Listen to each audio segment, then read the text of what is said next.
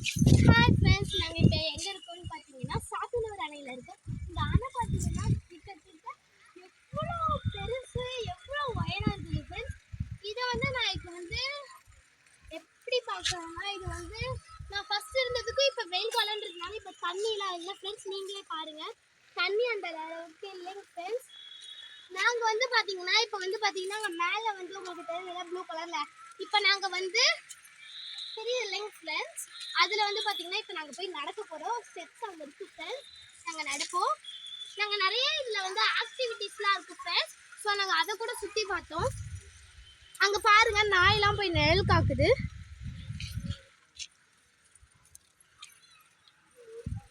இங்கே பார்த்தீங்கன்னா ஃப்ரெண்ட்ஸ் நிறைய ஃபோட்டோ ஷூட்லாம் பண்ணலாம். ரொம்ப அழகாக இருக்குது, குளுமையாக இருக்குது.